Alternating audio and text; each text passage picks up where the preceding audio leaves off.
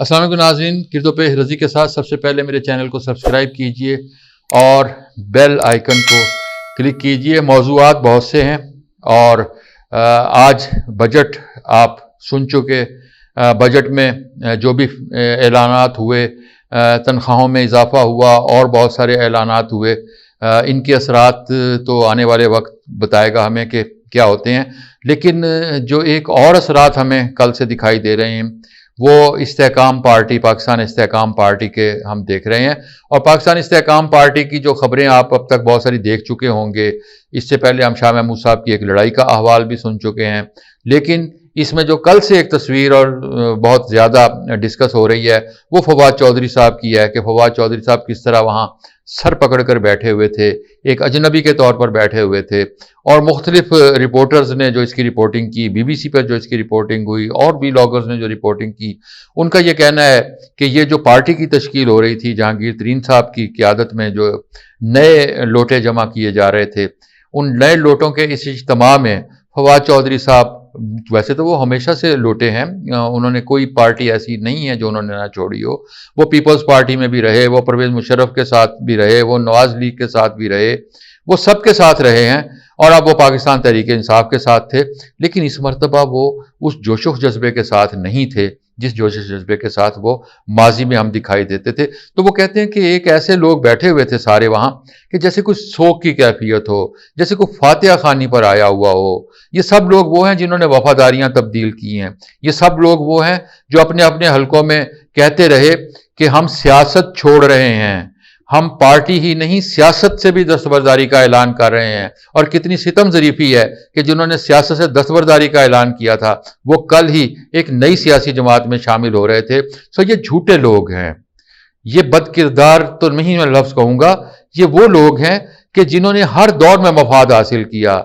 इनमें वडेरे हैं, इनमें सियासत, इनमें सनतकार हैं, इनमें वो लोग हैं जिनके साथ बहुत से जुराइम वाबस्ता हैं, जिनकी बहुत सी कहानियां हैं। हर दौर में इनके साथ बहुत सी कहानियां वाबस्ती रहीं। कुछ इखलाकी जुराइम हैं इनके साथ, कुछ मईशत के हवाले से इन्होंने लूट मार की, किसी ने अपनी फैक्ट्रियां लगाईं, किसी ने और बहुत सारे मामलात किए, किसी ने टैक्स चोरी की। मुकदमात हैं, इन मुकदमात में सहूलतों के लिए ये आए हुए हैं। सो ये इन्हें हाँका जाता है।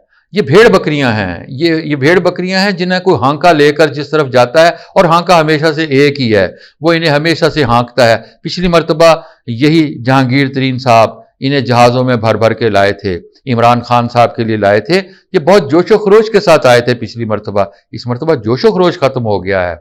इस मरतबा चेहरे पर वो रौनक नहीं रही। इस मरतबा सर पकड़ के बैठे हुए थे फवाद चौधरी साहब। फवाद चौधरी साहब पर मुझे देखकर, उन्हें जब मैं देखता हूं, उनकी जब हालत है इस वक्त, उस पर अफसोस भी होता है। ये एक रौनक ज़दा शख्स का अंजाम है। अगर हम इससे न सबक हासिल करें कि ये रौनक ज़दा शख्स जो है ये किस रौनक के साथ बात करता था। खाक में मिल जाती है बड़े बड़ों की रौनक जब वक्त तब्दील होता है। वक्त हमेशा एक सा नहीं होता।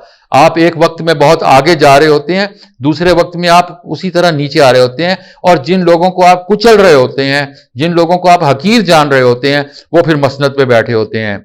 अब वही राना सनाउल्लाह मसनद पर बैठे हैं, वही नवाज शरीफ मसनद पर बैठे हैं, वही शहबाज शरीफ मसनद पर बैठे हैं। या अब उनकी हुक्मरानी है। नवाज शरीफ साहब की वापसी की तैयारियां हो रही हैं और ये वक्त जौन सा है, ये वक्त कड़ा वक्त है इन लोगों के लिए, पर फवाद चौधरी जैसे लोगों के लिए, जो आपने उनकी भगदड़ वाली तस्वीर भी देखी होगी। कैसे खौफ के मारे भागे थे, ये दुम दबाकर जैसे भागते हैं वैसे भागे थे और अदालत में बैठे रहे थे। और लेकिन फिर अदालत में बैठने के बाद भी जब बाहर निकले तो फिर गिरफ्तारी तो देना पड़ी थी, गिरफ्तार तो फिर हुए थे। तो बात ये होती है कि फवाद चौधरी जैसे लोग जो हैं, इनका अंजाम ऐसा ही होता है। लेकिन फवाद चौधरी का अंजाम जो भी हो, हमें अब इससे कोई गरज नहीं होनी चाहिए, क्योंकि अब मामलात आगे जा रहे हैं। आगे का सेटअप कौन सा बनने जा रहा है, आप कॉन्फिडेंस देख रहे हैं निगरान हुकूमत का, आप मोहसिन नकवी साहब का कॉन्फिडेंस देख रहे हैं, आप ये देख रहे हैं। अब जो सवाल पैदा है वो ये है कि क्या जहांगीर तरीन साहब का भी कोई मुस्तकबिल है? और वो कराइन ये बता रहे हैं کہ یہ جتنے لوگ مایوس بیٹھے ہوئے تھے یہ اس لیے مایوس بیٹھے ہوئے تھے وہاں کہ جہانگیر ترین صاحب کا اپنا مستقبل نہیں ہے کوئی بھی. خود جہانگیر ترین صاحب بھی ایک چلے ہوئے کارتوس ہیں، اور چلا ہوا کارتوس جو ہوتا ہے اسے بوقت ضرورت استعمال تو کیا جاتا ہے. یہ جتنی بھی استحکام پارٹی بنی ہے، یہ جتنا بھی عدم استحکام آ رہا ہے، اس کا انجام کیا ہوگا؟ یہ سب لوگ بالآخر کاف لیگ کے پلیٹ فارم کے نیچے جمع ہوں گے. یہ سب لوگ بالآخر اس کاف لیگ کے پلیٹ فارم کے نیچے جمع ہوں گے جو تشکیل پائے گی محسن نقوی صاحب کی قیادت میں. اور ہمارے مستقبل کے جو وزیر اعلیٰ ہیں وہ محسن نقوی ہی ہیں. موجودہ وزیر اعلیٰ بھی وہی ہیں، اور مستقبل میں بھی پنجاب جو ہے وہ کسی کو نہیں ملنے جا رہا. ابھی پنجاب میں صورتحال اگلے سیٹ اپ میں بھی کم و بیش ایسی ہی رہے گی، کیونکہ جب تک آپ حمزہ شہباز کی ضد سے باہر نہیں نکلتے آپ کو پنجاب نہیں ملے گا. اور پنجاب نہیں ملے گا تو پھر پنجاب کے لیے اور بہت سے لوگ ہیں. آصف زرداری صاحب الگ ایک جال بچھائے بیٹھے ہیں. آصف زرداری صاحب یہ سمجھ رہے ہیں کہ شاید وہ پنجاب حاصل کرنے میں کامیاب ہو جائیں گے، لیکن پنجاب جو ہے وہ اگلے سیٹ اپ میں بھی مجھے یہی لگ رہا ہے کہ محسن نقوی صاحب بھی اگلے سیٹ اپ میں بھی چلیں گے. کے پی کے کا معاملہ تو مولانا فضل الرحمان کے پاس رہے گا، اور پنجاب میں اب یہ ساری ایک نئی سیٹ اپ بننے جا رہا ہے. یہ پارٹی جون سی ہے یہ ساری ضم ہو جائے گی کاف لیگ میں، اور وہ کاف لیگ جس میں پرویز الہی صاحب نہیں ہیں. پرویز الہی صاحب کا انجام آپ سب نے دیکھ لیا ہے، ان کے گرد گھیرا تنگ ہو چکا ہے. چودھری شجاعت صاحب جو ہیں انہوں نے بروقت ایک فیصلہ کر لیا تھا، اور وہ چودھری شجاعت صاحب ایک زیرک سیاستدان ہیں. وہ جانتے ہیں، تجربہ کار سیاستدان ہیں، وہ جانتے ہیں کہ ہوائیں کس رخ کی چل رہی ہیں، اور ہوائیں جس رخ کی بھی چل رہی ہیں اس رخ کی ہواؤں میں عمران خان کا مستقبل سب جانتے ہیں کہ اب نہیں ہے.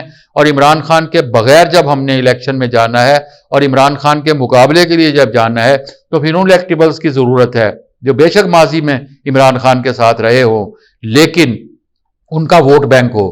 سو یہ ووٹ بینک والے جو ہیں، یہ جو ایک الیکٹیبلز کی ہم اصطلاح دیکھتے ہیں، ان الیکٹیبلز کو ہم بعد میں لوٹا بھی کہہ رہے ہوتے ہیں. ان الیکٹیبلز کا مستقبل کیا ہوگا یہ آنے والا وقت بتائے گا، لیکن ہم یہ دیکھ رہے ہیں کہ آنے والے دنوں میں کچھ اچھی خبریں بھی عوام کو ملنے جا رہی ہیں.